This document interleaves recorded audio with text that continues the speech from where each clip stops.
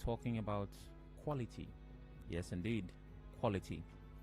Now, how do you rate performance at the corporate, educational, or whatever level? It's by a set of standards: the quality of work, level of creativity, amount of consistent improvement, level of execution. These are things that people will look to and say that someone has done well or not done well. How do you rate the performance of a governor, a president, an administration? It's also by these factors. The idea that they've hit a particular standard, they've done better than they did yesterday, and maybe they've done better than the previous administration. Well, we are going to rate the performance of the President Buhari administration spanning through 6 years. Yes, indeed. It's been 6 years since President Muhammadu Buhari was elected into office, and some Nigerians have been speaking of his achievements since 2015. A former legislative aide, Solomon Okocha, said President Buhari has failed to achieve any of his 3 campaign promises bordering on security, reviving the economy, and fighting corruption. Today, Nigeria is the capital of the world with respect to poverty. A country with the second highest unemployment rate in the world. Can you imagine that? Look at insecurity. You cannot count how many Nigerians are dying every day in the hands of bandits, terrorists, and what have you. So the president has clearly not done well. Look at the area of fighting corruption. It is in this regime that we heard that snake swallowed money and monkey collected money or looted money. Well, I think the president would have done better if he stuck to these 3 campaign issues. Also, Rivers APC spokesperson Ogbonnawuke said insecurity has made almost all efforts of the federal government look as if nothing is happening.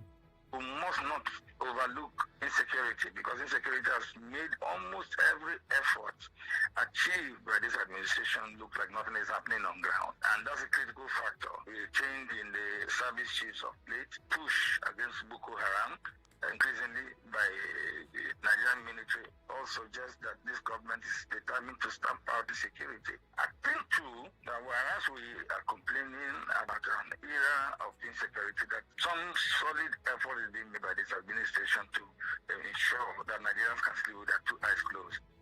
So Mr. Nwuke says, yeah, there are efforts by this administration, there are lots of good things, but you see, because of how loud the headlines around insecurity hit, it seems like nothing is happening. Mr. Nwuke also said there's a lot to celebrate in the 6 years of President Buhari because of his achievement in infrastructure.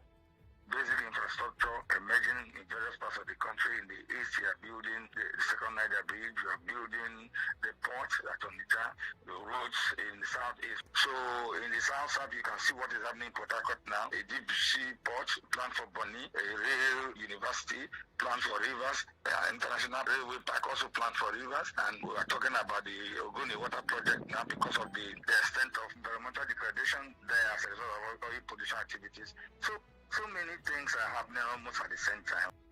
Now, other Nigerians said Nigerians were misled with the change slogan of the President Buhari's administration. They, however, doubted if significant changes can be made in the remaining 2 years of the administration. Everybody, both his cabinet, they are confused. They are waiting for their years to end. So especially the 2 years can't go. So can we make another person take over? We'll see the person fit. Buhari government, nothing to write home about. We want to enter from frying pan to fire. President Buhari, during his own time, at useful age, he benefited from all the scholarships. But now, none of them want us to benefit. Well, when 6 years pass, you never do anything. I don't sure that the 2 years you can use it to do any other thing again. The promises have already failed the promise. When they said change, we did not ask them the type of change they are going to give us. Now they say next level. We did not even ask them again, which level are we going? All right. So, first of all, there's no administration. The last comment of, that person was a bit funny. There's no administration that can solve everybody's problems. But would it be safe to say that this administration has done nothing? Of course, my guest joins me shortly to discuss 6 years of the Buhari administration. But the presidency has, said a couple of things about the time the president has spent. The special advisor to the president on media and publicity, Femi Adesina, says despite the rates of inflation and unemployment, it is not enough for Nigerians to focus on the negatives. Ms. Adesina spoke while appearing as a guest on Channels Television, Sunday Politics. Let's hear from Mr. Adesina. let us give Nigerians some credit. We are making progress. It may be slower than we want, but things are looking up. It's not all gloomy, as you said. Then coming to the MBS report. Yes, MBS is an agency of government. Is it not to the credit of this administration that it never tampers with the MBS statistics? Whatever MBS has found, it releases. And government takes it in good faith and uses it to work. But let me tell you, it is a global phenomenon and not peculiar to Nigeria. He argued there are silver linings in the sky, but no one talks about them. Now, for all the other artists who performed tonight, I don't know what you have agreed. That was definitely the wrong sound, but well, I apologize for that, and you and I get the picture. Recall the election which brought President Buhari's administration to power 6 years ago took place on March 28 and 29, 2015. So it's been 6 years of the Buhari administration, even though he was sworn in May. My guest, Olalekan Ige, joins me to rate and rank and analyze the Buhari administration. Good morning, Mr. Ige. Yeah, good morning. I'm Chinedu. How are you today? I'm wonderful. How are you doing? I'm okay. All right. So we've had 6 years of our president being our president, of course, shy of a couple of months. But so far, how would you rate this administration generally as regards governance before we get into the different sectors and different promises? As a Nigerian, if you were to sum up the Buhari administration in one sentence, what would you say? I would just say the administration has been average. Average when I put all the parameters together. But if you look at the key areas where the president said he was going to focus on, security, economy, and anti-corruption, then you say, look, the president has not been fantastic based on the promises he made. The economy has been hemorrhaging. You may not completely blame the president for that. Over 2 recessions since he came into office. The low oil prices has also not helped the Nigerian economy. The COVID-19 pandemic has also not helped the Nigerian economy, not just Nigeria. I think worldwide, a lot of countries have suffered from the effects of the COVID-19. A lot of countries also went into recession. Let us also be truthful about that, not just the Nigerian economy, the United States, the United Kingdom. A lot of economies went into recession. But then, the best way to judge the performance of any administration is to look at the general well-being of Nigerians. Okay. And the only way you can judge the general well-being of Nigerians is to look at the state of the economy, because the number one factor in human survival is food. So you look at food, you look at the cost of food. What has been the cost of food in the last 10 years or thereabouts? You look at oil, which is Nigeria's mainstay. That's what you cannot hold the president completely responsible. We've had shortfalls in global oil prices, and of course we had an increase in fuel prices, which is not just peculiar to Nigeria. Every country is already suffering from the effect of what's happening globally in terms of oil and oil prices. So you look at it on these parameters in terms of anti-corruption, not much has been achieved. You remember the controversial circumstances that led to the exit of the last chairman of EFCC, Brian Magu. We have a new man on board. Is still yet to keep up with the pace of what has been expected of him. So by and large, you look at it and say, based on the 3 parameters he said we should judge him, then nothing much has been achieved.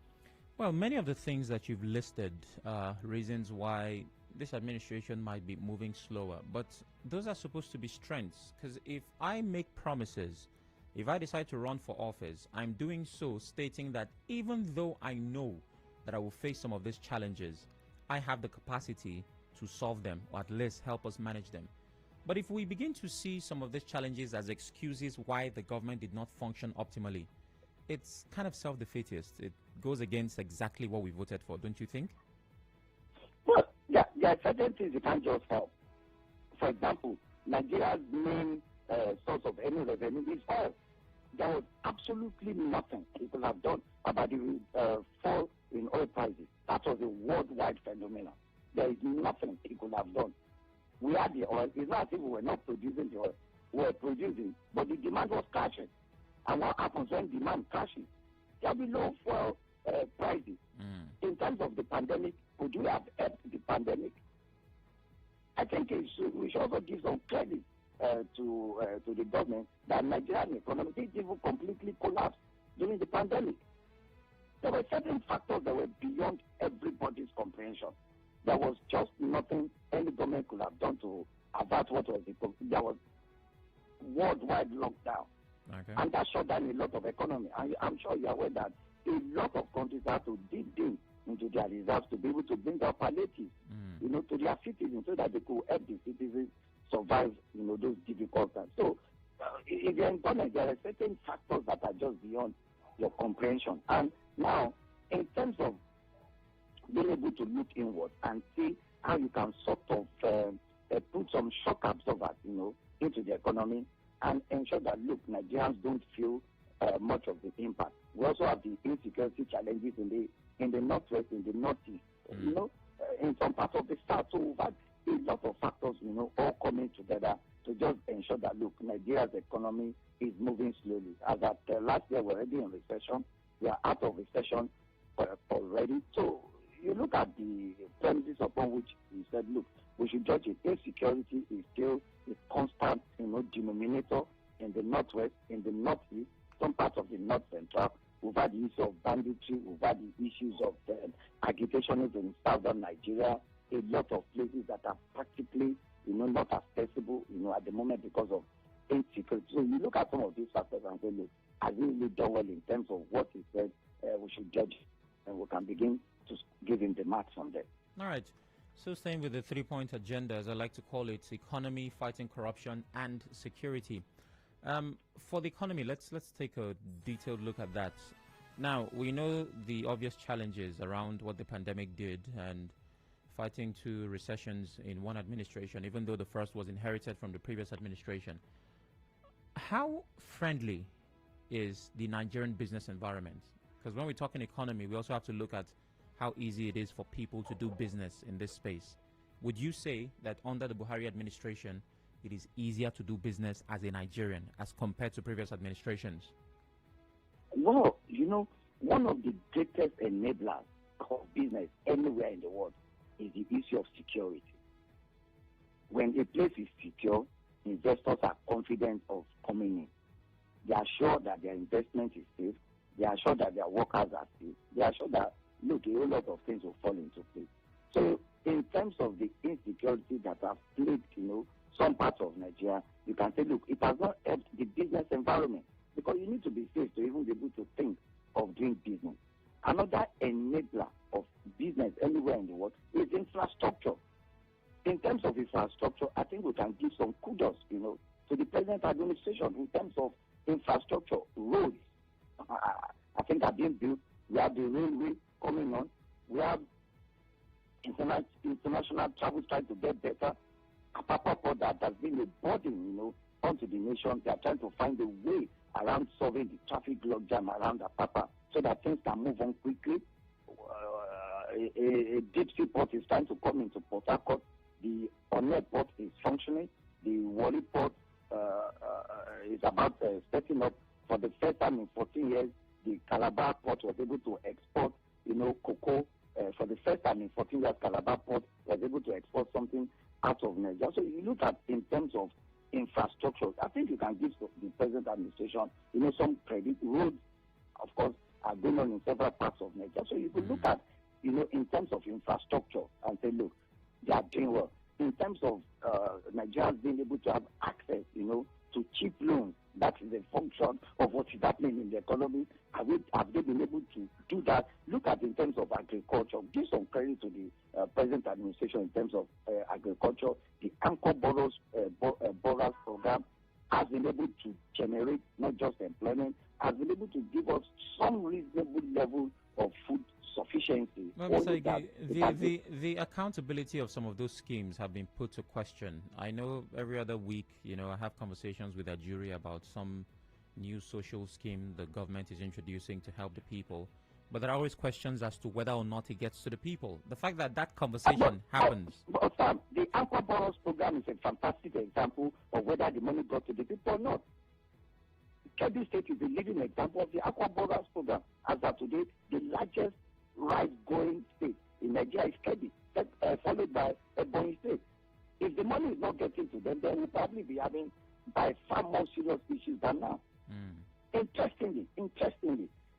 In the last 4, 5, 6 years, as much as 90% of investment into agriculture have gone to the way of north.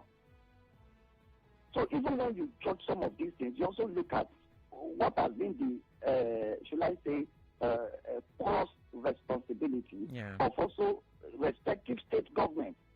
You understand? Because it has to be something that comes in a joint effort while the government at the center is trying to push agricultural revolution.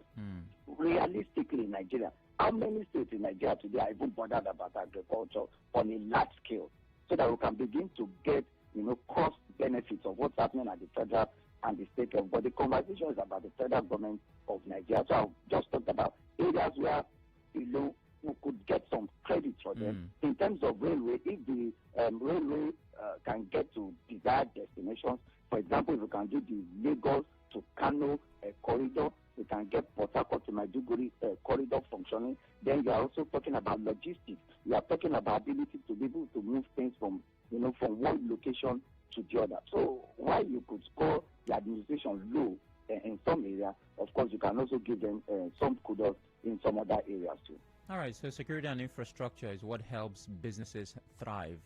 It will be impossible to live out power when you're talking about infrastructure. Every civilian government has promised that they will improve the power generation and supply, but somehow they have fallen short. Now, I'd like to quote one of the promises that this administration made in 2015. I'm reading now. Generation, transmission, and distribution of at least 20,000 megawatts of electricity within 4 years, and increasing to 50,000 megawatts with a view to achieving 24/7 uninterrupted power supply within 10 years. Now, that was a promise made in 2015. Today, we're talking about 6 years since the president was voted in. So if we're going to go by the 10-year promise, we have 4 years left. Do you think that this administration has gotten any close to fulfilling this promise? Because power would definitely help businesses. Well, not so. And more so by the fact that, look, now we've broken down power in Nigeria to 3: transmission, generation, and distribution. Out of the 3, the federal government of Nigeria owns only one, which is transmission. Via Transmission Company of Nigeria. TCN. Generation has been sold out to private investors.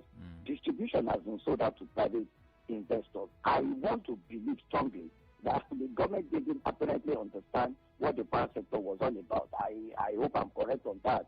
But I think they didn't quite understand what the power sector was all about. These are things that were already in private, and federal government bringing money to pursue private businesses and all of that. We already had an irrevocable, agreement with distribution and generation. Transmission too was also struggling because one thing was to generate, another was that we had the transmission capability to even evacuate the power from the generating companies, then send to companies that would distribute. So I think it's heartwarming that the federal government has signed an agreement with Siemens of Germany, a government-to-government, a government-to-government business transaction.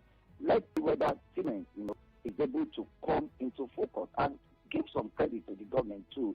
The Geregu power plant is trying to come on, the Shiroro Dam, and I think we have there's one in Edo State that's also trying to come on stream. I think we need to get a holistic approach to power generation. We need to strengthen transmission. I think we need to just find a way around generation and transmission. Distribution is still a problem. We still have a lot of infrastructural deficit when it comes to distribution. In every single part of that. The federal government can only control the ones it has, right? The federal government owns transmission. Why don't you strengthen transmission capability so that when the power generating companies are able to generate more, we have the facility to evacuate the power. Yeah, but there's some power stations. Okay. Yeah, sorry. There are also oversight functions. They play a regulatory role for other parts that they do not control. It's the federal government. Look at the issue of metering, for example. For how long have they been talking about distribution companies giving even free meter, even when meters have been provided to distribution companies to distribute meter freely? Yes, we could say the Nigeria Electricity Regulation Commission, that is NET, needs to be more up and running in its supervisory and monitoring responsibilities. I agree. That's a federal government agency. I think they need to do better than what they are doing at the moment. But we still have, should I say, a midway to go when it comes to power in Nigeria. All right. So let's take one of the other promises that a headline from today points to. Ban on all government officials from seeking medical care abroad.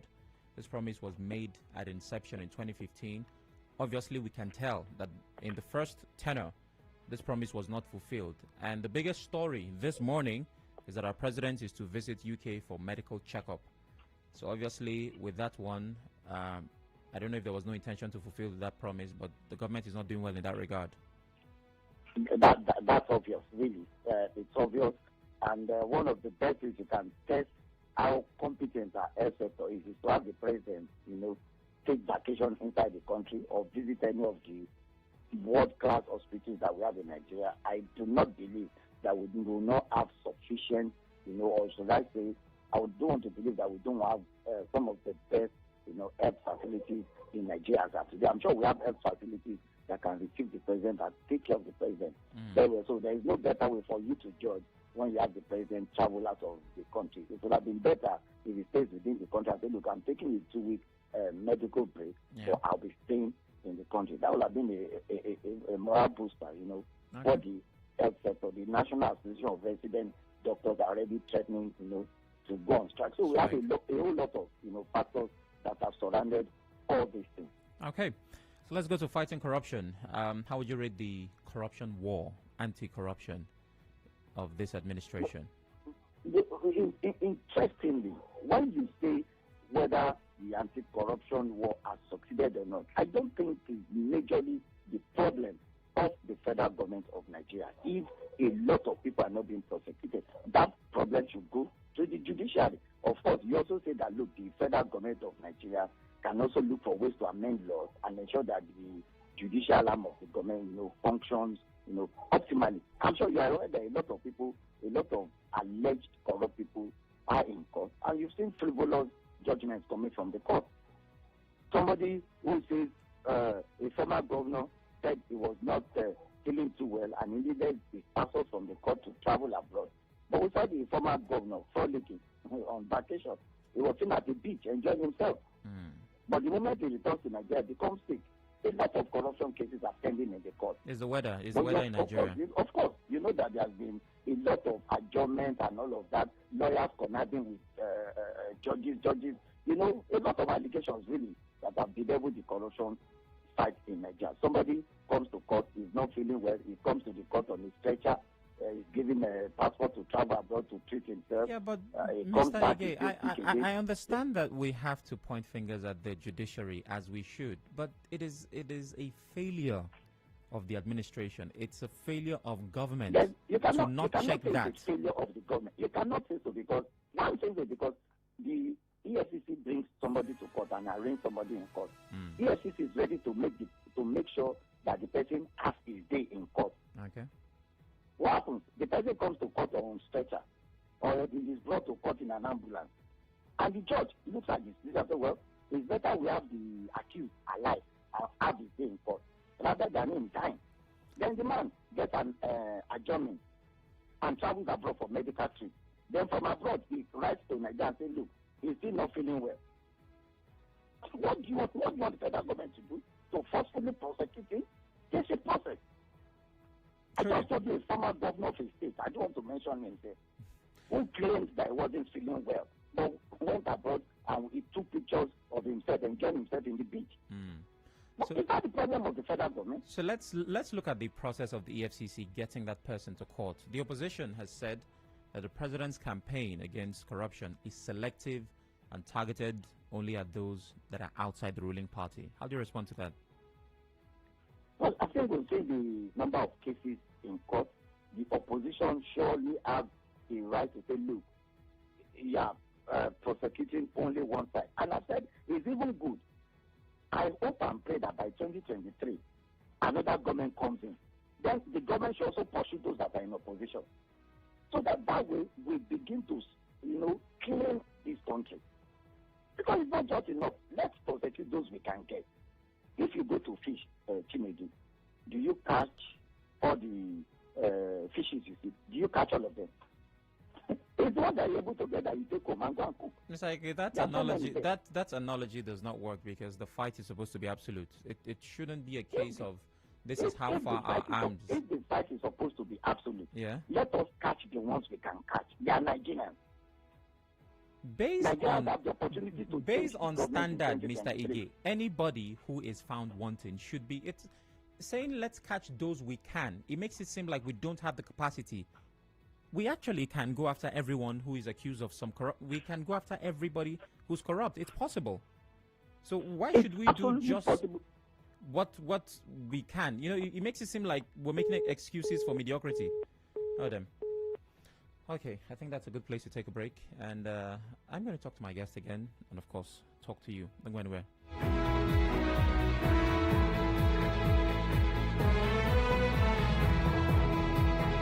The Morning Crossfire. The night is almost done, but conversations are never done on 92.3 Nigeria Info. Join Jude from 9 p.m. to 1 a.m. on Let's Talk weekdays. Connect with your customers. Advertise on 92.3 Nigeria Info. Visit our downtown office at Shop 9, Mediatrix of All Gracies Plaza, opposite FIRS, Stadium Road, Port Harcourt, and book your commercials. Call 0817 001 8162. That is 0817 001 8162. And let us connect you to your customers. We crossfire in the morning. Crossfire in the morning. Get into the midday dialogue and tell you about the hard facts, and then let's talk into the chat station. All for you on 92.3 Nigeria Info. We crossfire in the morning. Crossfire in the morning. Get into the midday dialogue and tell you about the hard facts, and then let's talk into the chat station. All for you on 92.3 Nigeria Info. We crossfire in the morning. Crossfire in the morning. Get into the midday dialogue and tell you about the hard facts, and then let's talk into the chat station. All for you on 92.3 Nigeria Info. We crossfire in the morning. Crossfire in the morning. Get into the midday dialogue and tell you about the hard facts, and then let's talk into the chat station. All for you on 92.3 Nigeria Info. We crossfire in the morning. Crossfire in the morning. Get into the midday dialogue and tell you about the hard facts, and then let's talk into the chat station. All for you on 92.3 Nigeria Info. We crossfire in the morning. Crossfire in the morning. Get into the midday dialogue and tell you about the hard facts, and then let's talk into the chat station. All for you on 92.3 Nigeria Info.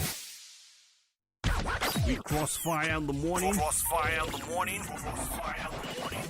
Get into the midday dialogue and tell you about the hard facts, and then let's talk into the chat station.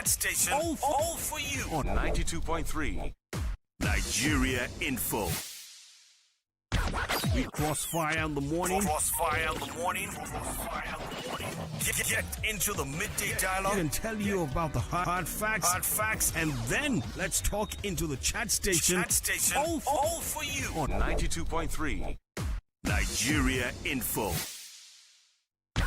We crossfire in the morning. Crossfire in the morning. Get into the midday dialogue and tell you about the hard facts, and then let's talk into the chat station.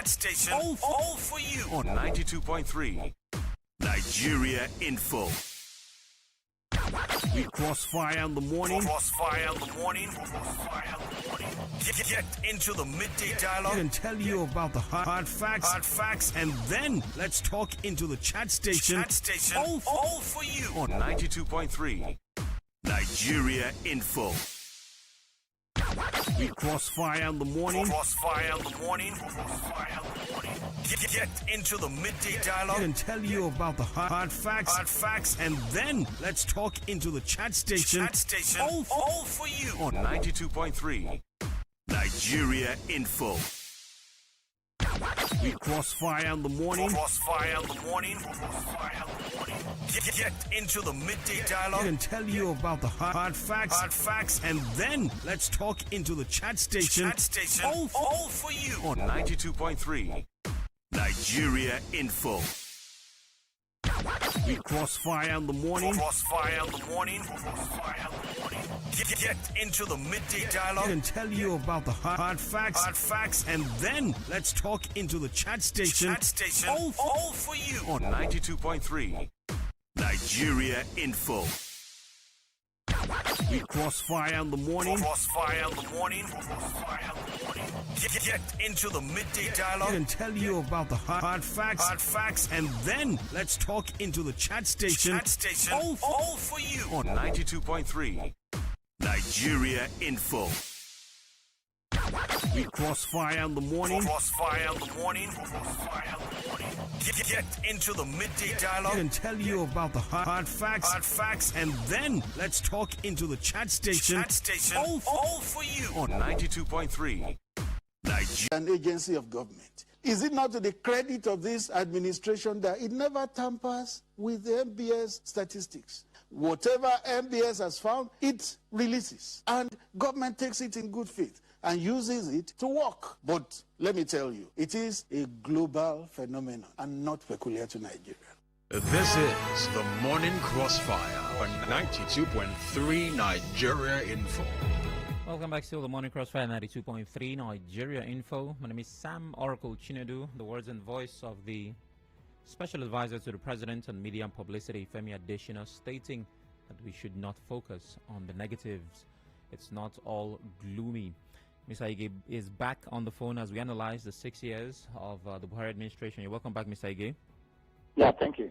Of course, 1 hour would not be enough to do all that needs to be done. But let's focus on the position of the presidency as stated by Mr. Adesina. What do you make of what he said? In terms of the statistics from the NBS? Stats of the NBS, it's not all gloomy, and we as Nigerians should not focus on just the negatives. Well, I think stats is part of the responsibility of the media aid to the president to engender hope amongst Nigerians. But then the reality on ground, does it suggest that we can engender hope in Nigerians? And like he said, truly, it's not all gloomy.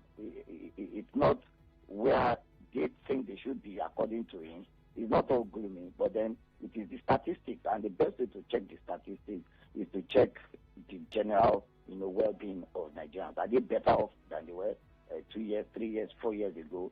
The enablers of the economy, what is really happening? Inflation is high, food prices are spiraling.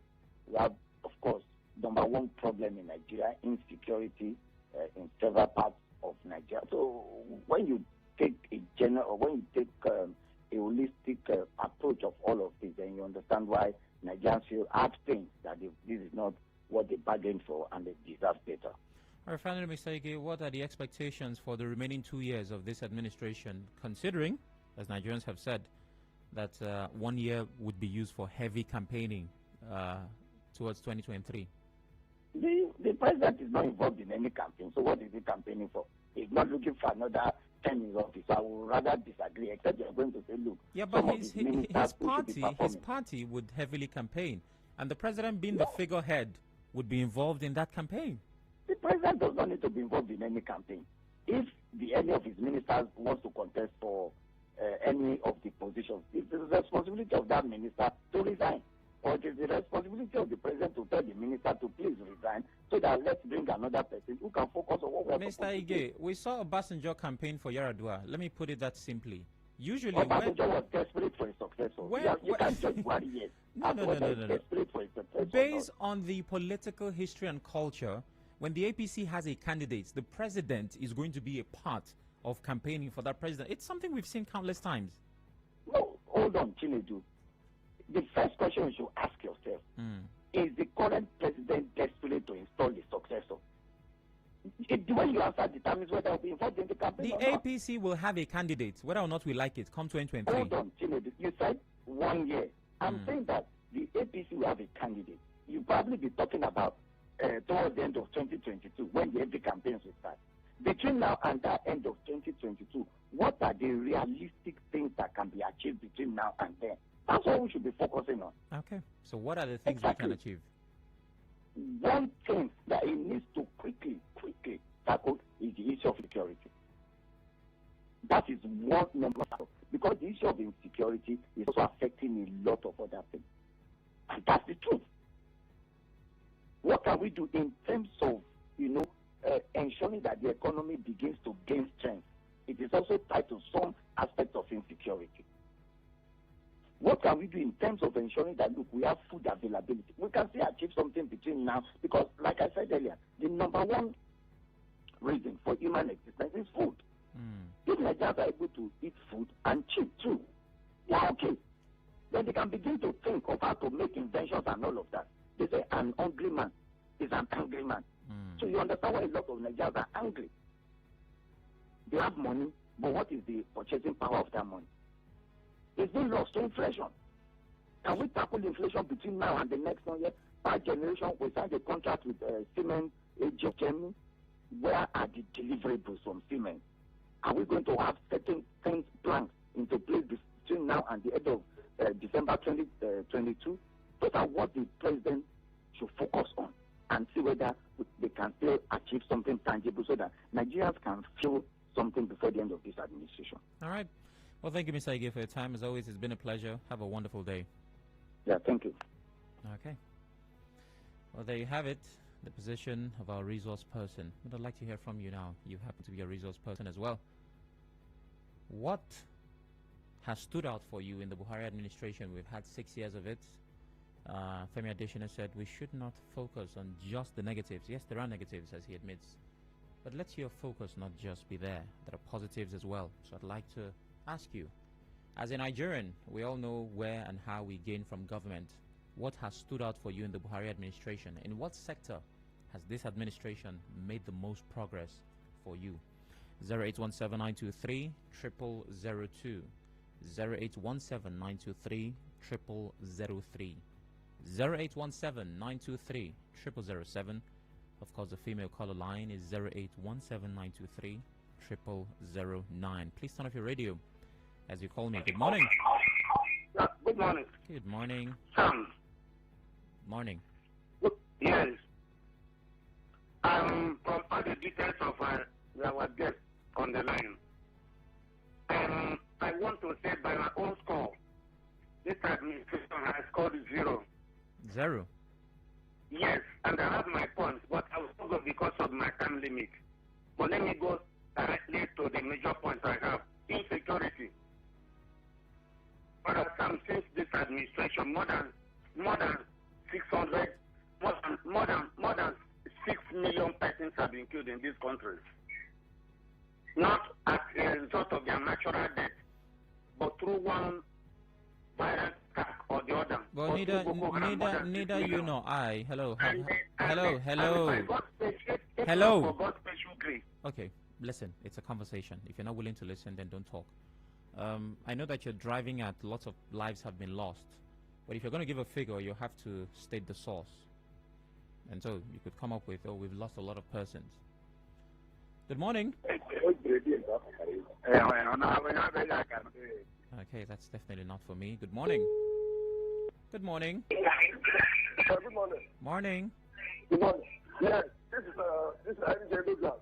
Okay, go ahead. Yes, I want to talk about Buhari's administration. That's right. To me, Buhari has not done anything at all. If a president who has ruled the country for 6 good years would be going to London to take a medical attention, what is there to show that he has any plan at all for the country for the next 2 years? Buhari should sit up. People are hungry. People are dying. Poverty all over the world, all over Nigeria. Unemployment everywhere.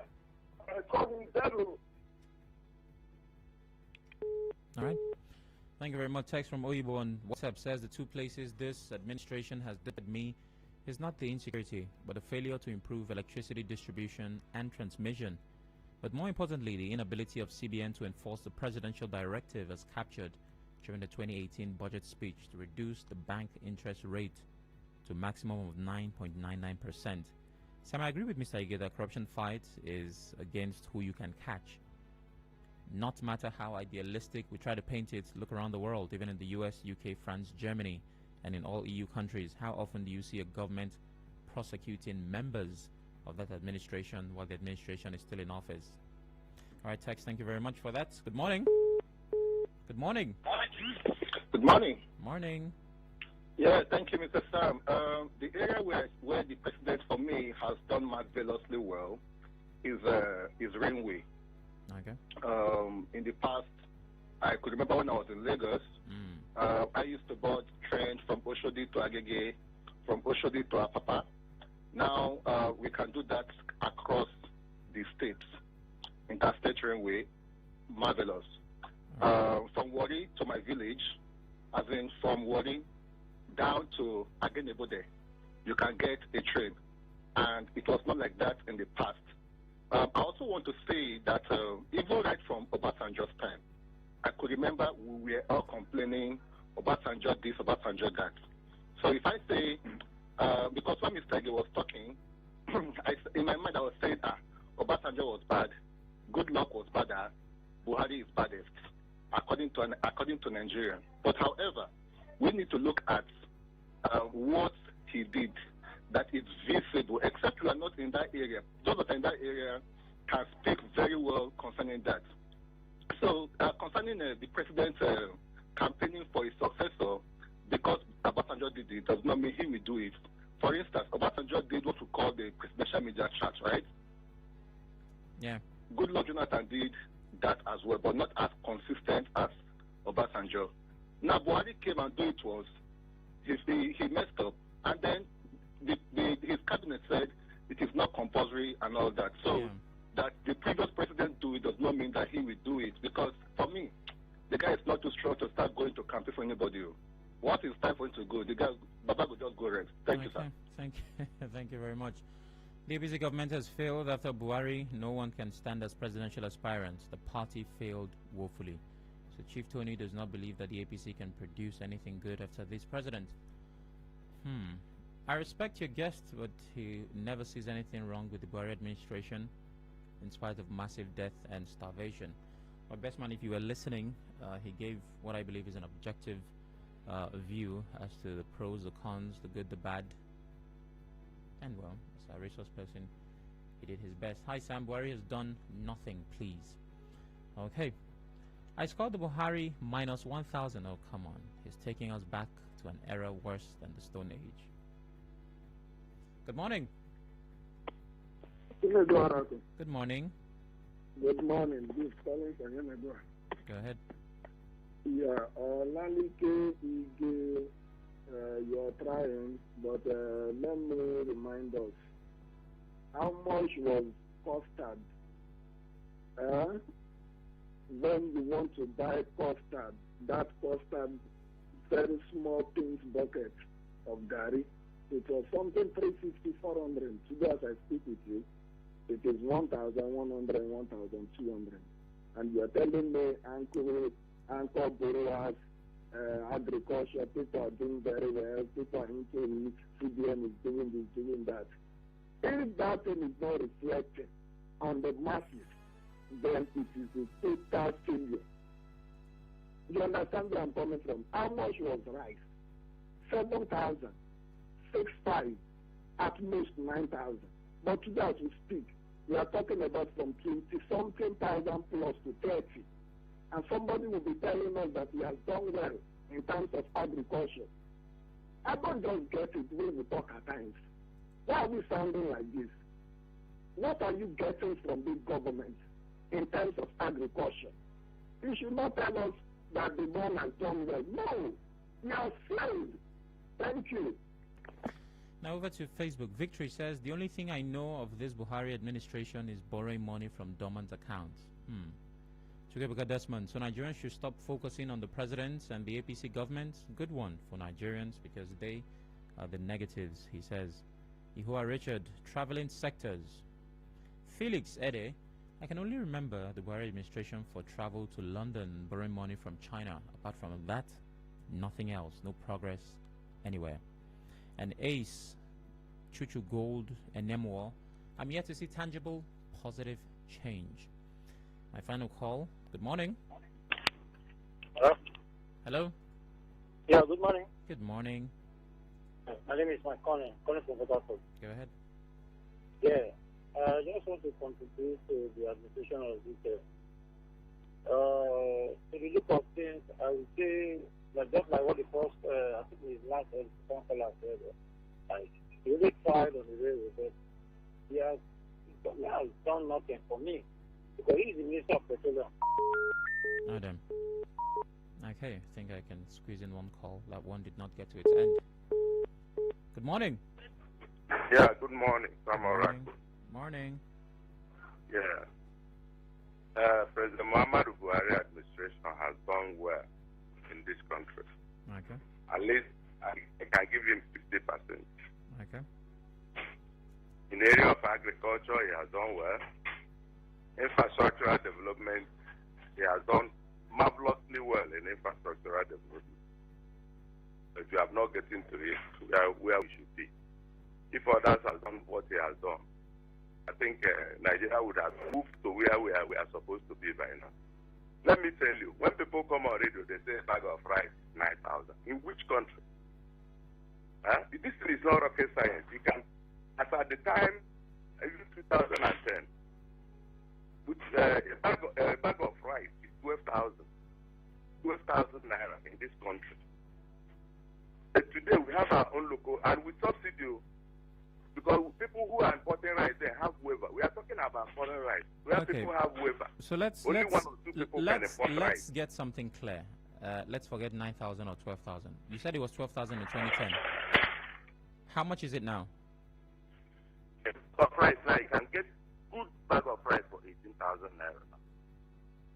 I highly doubt. Without waiver, our own local rice. And the bag of foreign rice. Hold on. I seriously doubt that because I know I was in the market not too long ago and there was nothing around that amount. Maybe I was checking the wrong market. So if people used to get for 12,000 and now they get for 18,000, do you see their reason for complaining? Do you understand their position? What we are now saying is that this 12,000 naira is foreign rice. Where people import into this country with waiver, like the subsidy we are talking about. Okay. Now we have our own local rice. You understand what I'm saying? But at the time these people are talking, it's only two people that can import rice into this country with waiver. If me and you cannot. But today, if imported into this country a bag of rice, I can give you the statistic. It's about 50-something thousand naira foreign rice. Okay. So between 50-something. And when you bought it 18,000, don't you think that we have made progress and we can feed ourselves? All right. Well, thank you very much. That's my final call. 9 o'clock is upon us. The news happens now, and then you and I talk about oil mill. Apparently, that market has been shut for a year. Why, what, where, who? All those questions would follow. And when, where?